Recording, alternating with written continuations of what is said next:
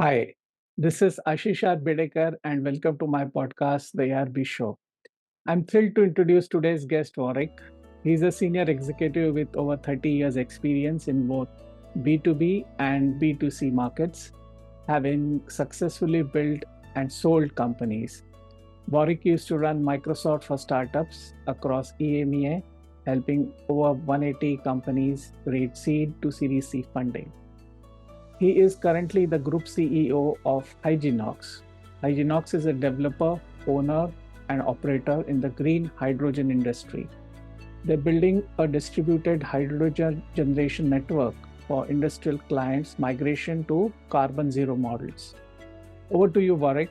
Do share your vision on what you want to do in the green hydrogen space and what are the top 5 things to know about green hydrogen. Over to you. Thanks, Ash. It's lovely to be here, and hello to all of your listeners. Green hydrogen is essentially becoming a new fuel in the B2B space. You can't really go past many political headlines these days around fossil fuel and decarbonization, and green hydrogen is being discussed along with ammonia and other different variations on a theme as the replacement for fossil fuels in industrial processes. So if you think about the customers that we target, the hard to decarbonize industries are things like steel, concrete, glass, anything that has a high temperature manufacturing process is typically our target customer. They have a high volume of usage.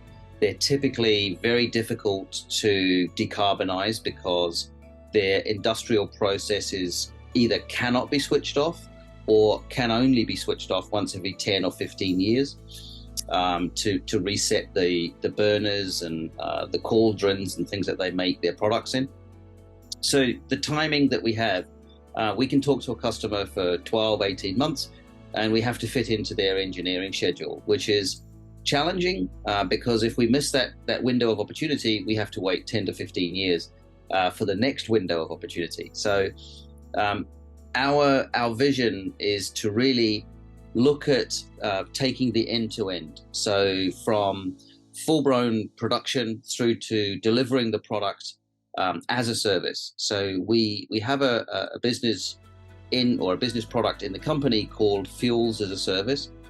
And essentially what that does is we create, we deliver, and we store on site all of the hydrogen in liquid form, and then we vaporize the liquid into gas on site with the client, and then plug that into their production process. So typically, we can provide larger volumes, and the industrial customers that we are working with currently consume probably 90 to 95% of our production, which is great news for the business because there's a solid business case behind it. And one of our larger customers is a global glass manufacturer, and we're in conversations about helping them decarbonize 3 or 4 sites across Europe.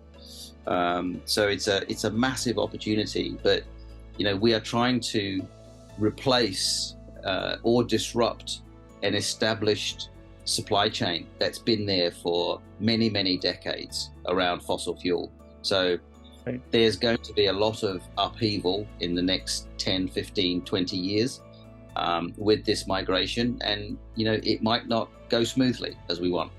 So every day is a school day, and we're trying to learn as we go, but also build in that industrial rugged process that our bigger clients expect when they start to migrate their fuel, because fuel ultimately drives their business and it creates the products that they sell downstream to their customers. So we cannot have any type of disruption in our supply chain coming into their business. So that's what we do. That's what Hygenox does. Excellent. And so when you say what are the main triggers for this migration? So is it cost? Because one is clean energy, and climate change is of course a important ESG objective, but from a business cost perspective or the time or others, can you quantify what are the benefits what your B2B customers get from green hydrogen? So if you look at it as 3 or 4 different parts, and they all coalesce together. So the first one I would say is that it's a political objective. So politically, governments, especially the European Union, are incentivizing production of green hydrogen through the hydrogen bank and the production subsidy that they are putting into the market. But also from a legislative point of view, they are now starting to create laws which says those large carbon burning industries have to migrate. Because if you cannot provide ESG statements or 30, 40, even up to 50% of the energy that you use coming from renewable sources, we're going to fine you as a government. So there is a legislative angle to all of this transition. From a fuel perspective, hydrogen is seen as very robust as a fuel. It's got energy density which is very stable. It can be stored, so therefore it doesn't degrade over time like fossil fuels. So there's a good energy matrix in there as well. Currently, the challenges that the industry have are, it's a very nascent industry, so a lot of the supply chains are still trying to understand how to work together to perform the end-to-end, as well as the cost being a little bit high. So we have some good points and we have some challenges that we need to overcome. But essentially, the governments are trying to incentivize us to produce the fuel at a subsidized cost to industry, because industry are the ones that are burning all the carbon. So if you look at steel, concrete, glass, and manufacturing, they burn a lot more than your average citizen. Got it. So what are the some of the top 3 insights or top 3 things which a general business audience should know about green or hydrogen? So it would be great if you can share some thoughts on that. So I think the top 3 things about green hydrogen is, have a renewable strategy in your business. Green hydrogen is not going away. And if you look at in aviation and you look at shipping, green hydrogen is the bedrock of the fuel that runs through all of that layer, whether it's sustainable aviation fuel. The hydrogen is the bedrock element that forms that sustainable fuel. And it's also the bedrock of green ammonia, which either can be used in pharmaceuticals, in chemicals for farming, but also for fuels for very large ships. So it is coming, and you need to have a strategy to be able to understand how to work with it. So that would be my first take. My second, update from the industry would be, have a good understanding about how your business operations will change when you change your inbound energy mix. So part of what we do with our customers is almost teach them how to use the fuel. They've got so embedded and they understand all aspects of dealing with fossil fuels, but they've never dealt with hydrogen, which is a completely different type of fuel for that particular industry. And therefore you have to really start to learn and take into consideration different operational aspects when you onboard the new fuel. And I think coming back to the third element, which is part and parcel of what we do, is you have to be able to understand what are the upstream and downstream benefits of using hydrogen. So with green hydrogen, for instance, we produce what we call a carbon offset certificate. And those are things that can be sold in the market, where if you go into the voluntary carbon market, you can acquire these carbon offset certificates by the ton, and therefore you can offset some of the business's carbon each year as you do that. So understanding the end-to-end of the energy generation schema becomes important, because there's lots of money on the table in different pots. You just have to know where to pick it up, so that the business can have not just a fuel cost, but then there's offset costs and ESG costs and things that can be offset at the other end. So those would be my three big things: understanding how to use it, understanding how to onboard it and improve operations, and understanding the financial aspects of onboarding hydrogen and the offtake certificates that come along with it. Got it. And what about the investor ecosystem? So is it specialized one, or it's under a wider range of investors who kind of allocate certain portfolio for ESG projects? How does it work? So typically, investors will be broken down into three key areas, as far as I can see. There'll be the smaller private equity investor that wants to go into the smaller generation side of things. So anything up to 25 megawatts, they will put their money into that and they'll receive the downstream benefits. It's an emerging industry, so therefore, those early stage investors are really kind of taking a punt at seed level, to equate it back to technology, right? And then you have more global private equity type infrastructure investors, which they don't write tickets under 100 million. So they're sort of my target, because everything we build is sort of 250 million to 300 million in size as an investment pot. So, we work with very, very large private equity companies that do infrastructure investment. So that differentiates those two investor types. And then you have, government infrastructure banks, which specialize in doing the mezzanine debt and the long-term debt to support those projects. So it's not your typical sort of tech investor world. There's not seed investors, there's not, VCs, and then you go up through the rankings. It's basically, you have to basically attract the type of investor that is suitable to the size of project that you are doing. But most of them, or nearly all of them, are infrastructure investors first.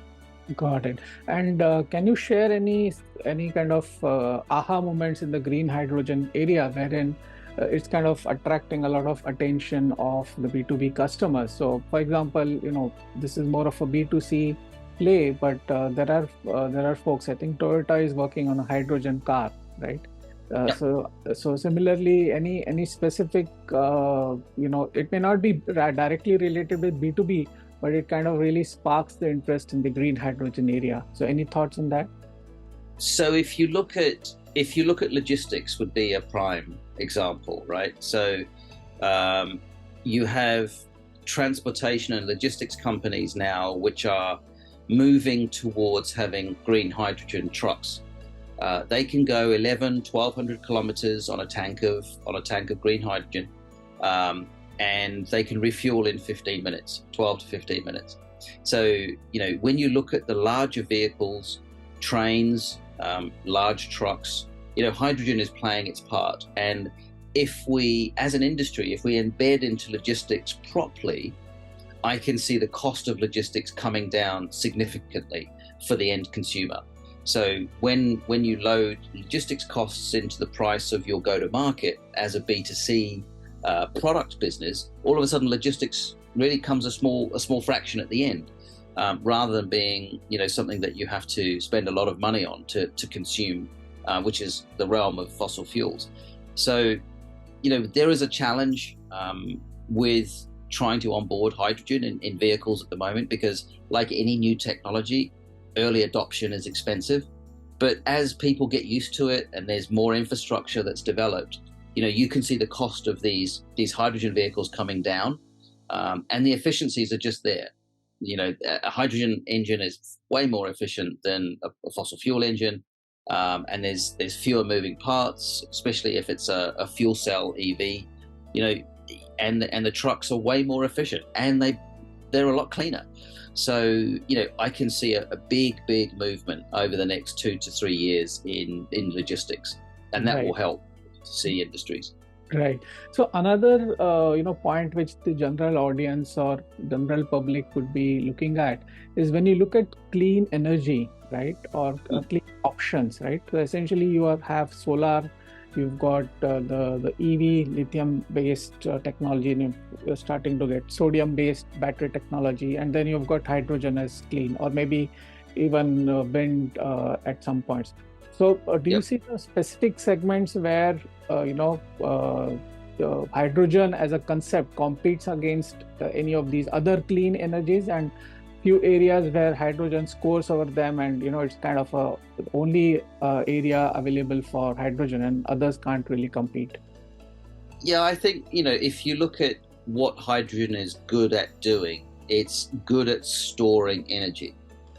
So, from a grid management perspective or a grid balancing perspective, hydrogen is very, very effective. It's going to be effective in logistics because of the how the energy burns and the compressions, and how the mileage can be extended by using hydrogen. So energy storage, load balancing in the grid, logistics. If you look at, the bedrock of other fuels that can be part of that mix, it becomes very, very important. So I think on the general fuel mix, it's going to grow in stature and become more important.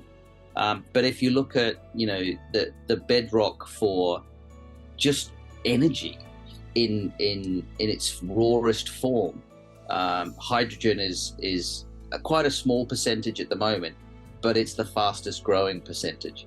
So, it will become more effective over time, and equipment will become cheaper. Therefore, adoption again will kick on. But we've got to go through a few growth spurts first. So, industry has to embrace it. That will make the technology cheaper, which will then trigger more customers to come on board, and that circle will continue 2 or 3 times. But I think for me, it's the energy management that is exciting, because it provides so much flexibility for managing energy within the grid, and whether that's the gas grid or whether that's the electrical grid doesn't really matter, because essentially once you've created the energy, you can store it and use it whenever you need to. So we don't have to have these power stations, these coal-fired power stations, spark up and run for 24 hours and then close down. You literally can just use the fuel as you create it, or store it. It doesn't really matter. So that's the exciting thing for me. Great. Also, in terms of the overall industry size, what would be industry size? Because the nearest competition would be, when you talk of fossil fuels, essentially the oil and gas, right? In many ways. So what would be? Well, we know the size of oil and gas, right? That is a huge giant. And I think hydrogen at the moment is a very small number compared to that industry sector. But, it's a fast-growing sector. If you look at, all of the projects that are kicking off around the world, I think, solar and wind, they're seen as established technologies nowadays. They don't really get a lot of headlines unless they catch on fire or fall over. But everything that I read now, from not only the investor side of things but government, is all based around hydrogen and replacing fossil fuels. So, we might be 5% of the fossil fuel industry currently, but that percentage is going to rapidly grow over the next 5 years, especially when there's 2030 targets, 2040 targets, and 2050 targets. The industry is only going to probably double or quadruple every year for the next 5 years, I would see, because it has to maintain Exactly. the energy supply. True. Any success stories which you would like to share? I mean, when I say success story, it's more from a B2B adoption, right? You made a pitch to the conglomerate and they said, "Wow, let's start tomorrow." Yeah, so we had a very, very large. Well, they're the world's largest glass manufacturer, and they had trialed hydrogen. They work with our safety engineering partners, and They obviously had a desire for hydrogen because they've already tested it, they know it well. And from start to finish, that engagement took us about 45 days to get into an agreement, which as an enterprise agreement is unheard of. And we're currently going through the hydrogen bank with them as our key anchor customer. And for us, it's about deploying 100 megawatts of green hydrogen production for that particular client. And contractually, we supply that to them over 10 years. And they've taken 97, 98% of our total production. So from a success metric perspective, that was a really, really good one. And they want us to do 2 or 3 other sites. So Wow. So for us, that's just awesome. Wow. But we talked to developers, we talked to investment funds, and it's not just about investment. So a lot of the investment funds have portfolio companies that are starting to understand, how do we adopt hydrogen? How do we use it in our business model? How can we operate with hydrogen in a better way to provide, ESG returns and fossil fuel reporting back up into the fund? So if you're a pension fund, for instance, you've got to understand what your money is doing in the market. Therefore, your portfolio companies have to report against, the UN standards, ESG standards, and the sort of the carbon reporting element that has to come through business. So we get pulled into lots of conversations, which is great from a business perspective, because it means that there are so many avenues to explore. But that becomes a bit of a nightmare in itself, because there's so many avenues to explore, right? So Right. we have to basically concentrate on the guys who are prepared to sign the contracts and are prepared to move forward, rather than everybody that wants to talk. And you have to educate, but you don't want to spend all your time educating and not doing any business. That's true. Also, I was checking out, there are multiple colors of hydrogen. So just for the audience, could you just quickly recap? Because I heard there are gray hydrogen and brown hydrogen. So just a recap. Yeah, so there are many colors, right? So green hydrogen is produced from renewable energy. So it predominantly comes from solar panels, it comes from wind turbines, and it comes from water. So essentially it is repeatable, and you have what we call certificates of origin that come along with that green energy produces green hydrogen. For grey hydrogen, brown hydrogen, and blue hydrogen, as you can imagine, so grey is basically comes from coal and fossil burning. Then you have blue hydrogen, which comes from petrochemical reforming. So that is refining petrol and diesel. Part of that process releases hydrogen. And then there's brown hydrogen, which is coal, grey. There are many different colors in the rainbow. Pink hydrogen is one that people are talking about now. That comes from the nuclear industry. And there's a whole bunch others. There's turquoise, which is now being talked about, which is a blend between grid and nuclear. But we as our company, we're driven by the whole carbon removal process. So our mission basically is to only support green, and that's where we've put our mission statement on paper, which is, we won't touch any of these other hydrogens. We are purely a sustainable business, and we only deal with green hydrogen. But there are an entire rainbow of colors, as you can imagine. And there's going to be soon white hydrogen, and then there'll be the natural occurring hydrogen. And I don't even know what color that's going to be. So we have to wait and see, I think. Great. Thanks, Warwick. This gives a great perspective. And thank you, dear listeners, for tuning in. Do subscribe, share, and like the podcast, available on YouTube, Spotify, Apple Podcast, etc. I look forward to your comments and feedback. Also consider giving us a 5-star rating if you feel the content was useful. Bye for now. Talk to you soon.